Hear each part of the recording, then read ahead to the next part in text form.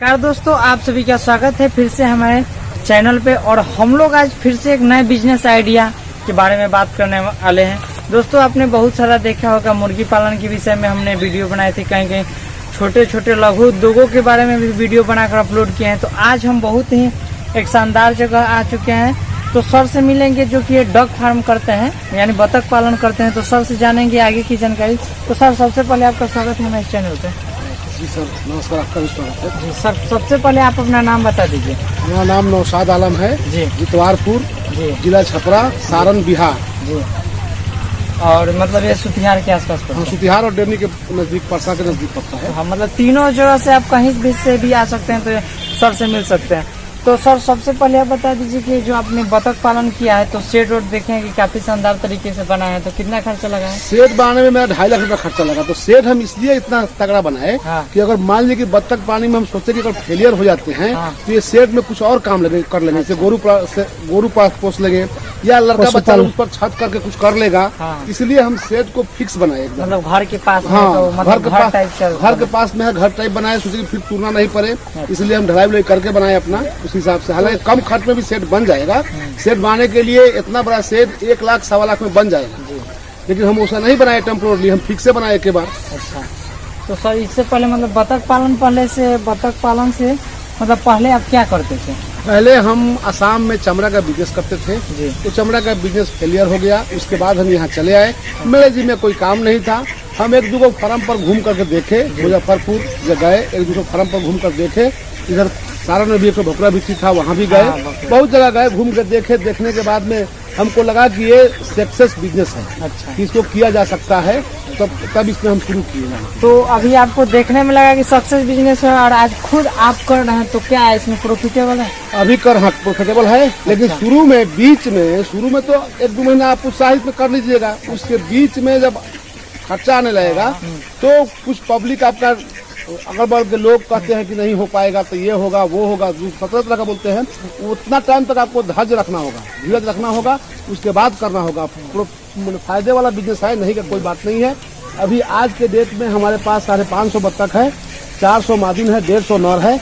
आज के टाइम में लगभग 150 अंडा दे रही है। 150 अंडा दे रही है। तो सर मतलब ये ज्यादा अंडा दे रही है कि कम अंडा दे रही है? अंडा अभी बहुत कम है। ये कम से कम 400 है, तो खूब कम में 300 अंडा पर आएगी। तो 150 का मतलब है कि पर डे आपका 1500 रुपया, 10 रुपये मान के चलिए। ऐसे हम बेचते हैं होलसेल में 12 रुपया, लेकिन अप डाउन करता है मार्केट। खुदरा में हम बेचते हैं 15 रुपया, तो उसको छोड़ दीजिए। लेकिन 10 रुपया ही मान के चलिए, तो 1500 रुपया डेली हुआ। 300-400 रुपया खर्चा डेली है इसमें, 800-900 तो बच ही रहा है। तो ये 550 बत्तख में मात्र 300 रुपया खर्चा है।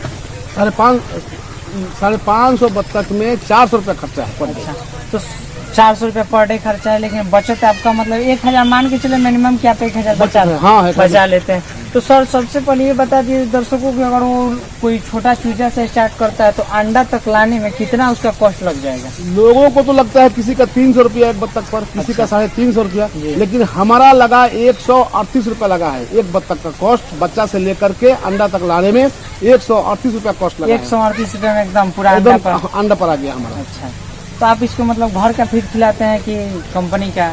कंपनी का फीड नहीं खिलाते हैं, कुछ घर का फीड खिलाते हैं, धान वगैरह खिलाते हैं। अच्छा। और जो फीड हम खिलाते हैं वो हम ही जानते हैं क्या खिलाते हैं, उसको ओपन करना हमारे लिए जरूरी नहीं है। अच्छा, ओपन करना जरूरी नहीं। तो सर से मतलब हम लोग बहुत जानकारी लेंगे। तो सर, ये अभी बत्तख जो है कि बत्तख 500 बत्तख है, तो 500 बत्तख के लिए कितना एरिया की जरूरत होती है? 500 स्क्वायर फुट, मतलब ये फार्म में रहने के लिए 500। लेकिन मेरा ज्यादा है। हम लाए थे 900 बत्तख, जिसमें हमारा 100 मान के चलिए कि मर गया, मोर्टिलिटी निकला। अच्छा, उसके बाद में हम लगभग 200 बत्तख नर निकाल के बेच दिए। अच्छा, कैसे नर बेचे? हम तो नर बेचे 150 करके पीस। 150 बेचे। तो मतलब जब नर बेचे तो समझिए तो पूरा बच्चा का जितना कॉस्ट लगा था वो निकल गया। वो निकल गया। अच्छा, और जो खाया है मेहनत मेरा है, उसी पर ये रुका हुआ है। अभी मेहनत और खाने पर रुका हुआ है, जो कि अंडा से डेली निकल रहा है। अंडा से डेली निकल रहा है। 1000 रुपया मांग के चलिए कि डेली निकल रहा है मेरा। तो अभी 1000 रुपया निकल रहा है, ये निकलेगा 2500 से 3000 रुपया। अच्छा, जितना अंडा है बत्तख है और बढ़ेगा तो 2500 से 3000 रुपया डेली निकलेगा। अच्छा, अब मेरे पास पैसा होता और तो हम इसको और बढ़ाते और बत्तख ला के छोड़ देते। तो लेकिन अभी इसमें देख सर रहे हैं जो देख रहे हैं आपके जो पोखरा है इसमें मछली भी पालते थे क्या पहले? हम मछली पालते थे, मछली इस साल सिर्फ नहीं छोड़े हैं, नहीं तो मछली इसमें डालते थे। कौन सा मछली डालते थे? मछली इसमें रोहू कतला, उससे बत्तख से कोई दिक्कत नहीं है उसको। मछली से अभी डालने का विचार है कि नहीं? डालेंगे इस साल फिर डालेंगे मछली इसमें। अभी अप्रैल महीने में डालेंगे। हाँ डालेंगे एकदम। तो सर ये बता दीजिए कि आपने 500 बतख से मतलब डेली का छोड़िए महीने का आप कितना बचा लेते हैं अंडा के पर्पज से? अरे महीने का अभी तो देखिए महीने का मान लीजिए 30 हो गया। 30,000 रुपया अभी नहीं बच रहा है तो नहीं बच रहा है तो तो 30,000 जब बचने लगेगा तो पूरा- समझिए कि डबल हो जाएगा। पूरा अंडा पर जब आ जाएगा अच्छा। तो ये 60-70 हजार रुपया आराम से बचेगा, सारा खर्च निकाल के। हर सारा खर्च निकाल के 60-70 रुपया 60-70 हजार रुपया महीने का आराम से निकलेगा। इसमें 500 ही बचत 500 बतख में।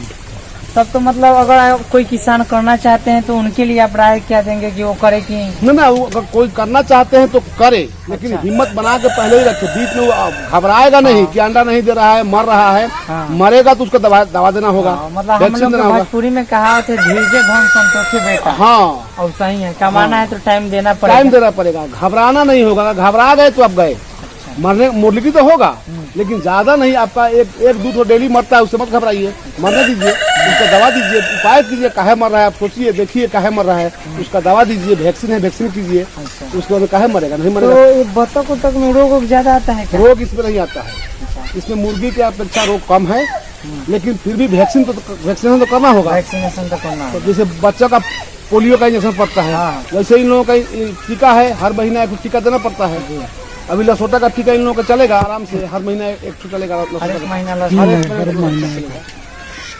तो सर से जानकारी हमने लिया, आपको जानकारी कैसा लगा आप कमेंट में बताइएगा। अगर आप हमारे चैनल पर नए होंगे तो चैनल को लाइक एवं सब्सक्राइब जरूर कर दीजिएगा। तब तक के लिए दोस्तों धन्यवाद।